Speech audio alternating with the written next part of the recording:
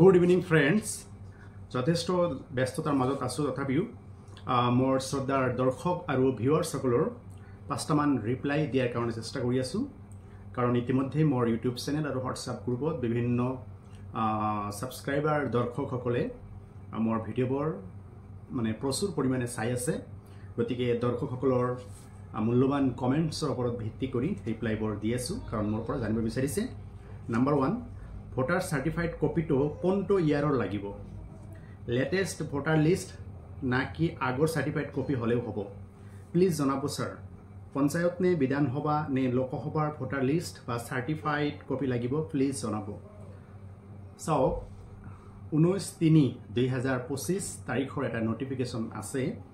নোটিফিকেশনটো জাৰি কৰিছে Assam state election কমিশনাৰৰ ফালৰ পৰা তাতে এটা পইণ্ট উল্লেখ কৰিছে যে কনস্টিটুৱেন্সিৰ সাৰ্টিফাইড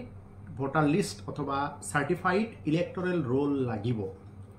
সাৰ্টিফাইড ইলেক্টৰেল ৰোল অফ কনস্টিটুৱেন্সি লাগিব বুলি উল্লেখ আছে গতিকে এই ক্ষেত্ৰত কিন্তু স্পষ্টকৈ কিন্তু লিখা নাই লোকসভাৰ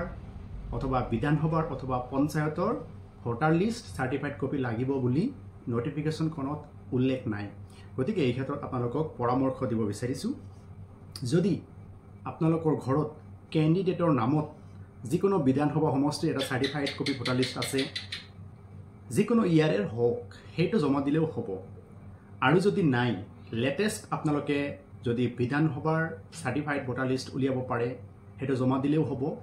মই জনামতে গাঁও পঞ্চায়তৰ সাৰ্টিফাইড কপি ভোটাৰ লিষ্ট নিদিয়ে কিন্তু আজি মই শুনিলো মোৰ গোৱালপাৰা জিলাত পঞ্চায়তৰ সাৰ্টিফাইড কপি ভোটাৰ লিষ্ট দিয়াৰ কাৰণে এটা ব্ৰাঞ্চ হিয়তে বনাই লৈছে আৰু হেটো offline system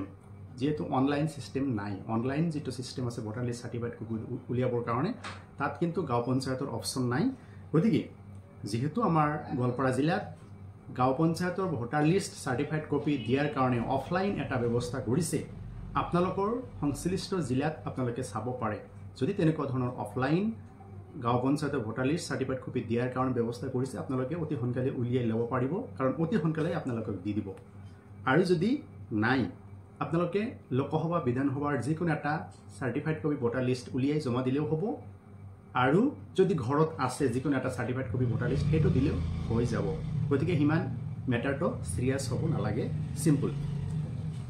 next question number দাদা নমিনিৰ কি ডকুমেন্টস লাগিব আৰু প্ৰস্তাৱকৰ কি লাগিব চাওক আপোনালোকক বাৰে বাৰে কৈ আছো পঞ্চায়তৰ নিৰ্বাচনত নমিনিৰ অপশনটো নাই অকল ইয়াত কি আছে প্ৰস্তাৱকৰ অপশন আছে ক্যান্ডিডেট এণ্ড হিজ প্ৰপোজাৰ গতিকে প্ৰস্তাৱকৰ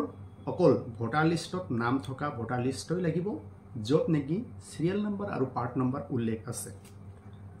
নেক্সট কোশ্চেন যিমানখিনি বেংক একাউণ্ট আছে গোটেইখিনি বেংক একাউণ্টৰ ক্লিয়াৰেন্স লাগিব নেকি এই ক্ষেত্ৰত মই আপোনালোকক স্পষ্ট কৰি দিছো বেংকৰ পৰা কোনো ধৰণৰ ক্লিয়াৰেন্স নালাগে যদি কোনোবাই উলিয়াইছে অসুবিধা নাই জমা দিব পাৰে আৰু যদি কোনোবাই মানে উলিয়াব পৰা নাই উলিয়াব নালাগে বেংকৰ পৰা কোনো ধৰণৰ বেংক একাউণ্ট ক্লিয়াৰেন্স নালাগে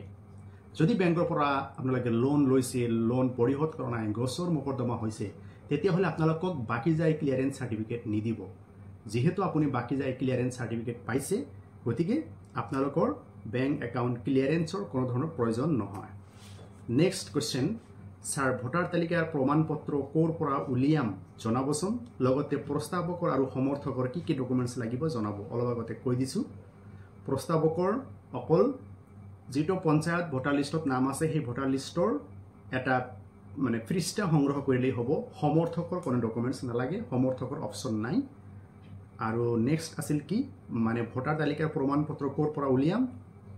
ভোটাৰ তালিকাৰ প্ৰমাণপত্ৰ দ্যাট মিন্স সাৰ্টিফাইড কপি আপোনালোকৰ জিলা অথবা যদি সাব ডিভিজন আছে জিলা পৰ্যায়ৰ ডিস্ট্ৰিক্ট কমিশনাৰ অফিস আৰু সাব ডিভিজন পৰ্যায়ৰ এসডিও অফিসৰ পৰা আপোনালোকে উলিয়াই ল'ব পাৰিব আৰু এটো অনলাইন সিস্টেমো আছে অফলাইনও আছে আপোনালোকে যদি অনলাইন আজি এপ্লাই কৰি দিয়ে অহাকালি পাই যাব লাষ্ট কোশ্চেন স্যার বাকি যায় বনাবলৈ কিমান টকা লাগে সো বাকি যায় ক্লিয়ারেন্স সার্টিফিকেট এখন বনাবলৈ হলে এটা এফিডেভিট লাগিব আপোনালোকৰ চিনাকি অধিবক্তাই আপোনাৰ পৰা কিমান টকা ল'ব হেটো আপোনাৰ মেটাৰ বা অধিবক্তাজনৰ মেটাৰ অনলাইন এটা ফিজ ল'ব সেইটো কম্পিউটাৰ দোকানৰ বেপাৰ গতিকে মই ইয়াত আপোনালোক সঠিক আইডিয়া দিব নোৱাৰোঁ কাৰণ কোনোবাই ফিজ বেছি ল'ব পাৰে কম ল'ব পাৰে আশা কৰিছোঁ ৰিপ্লাইখিনি আপোনালোকে পাই গৈছে যদি ভাল লাগে লাইক কমেণ্ট শ্বেয়াৰ কৰিব মোৰ চেনেলটো ছাবস্ক্ৰাইব কৰি ভিডিঅ'টো শ্বেয়াৰ কৰি দিব ধন্যবাদ হেভ এ নাইস ডে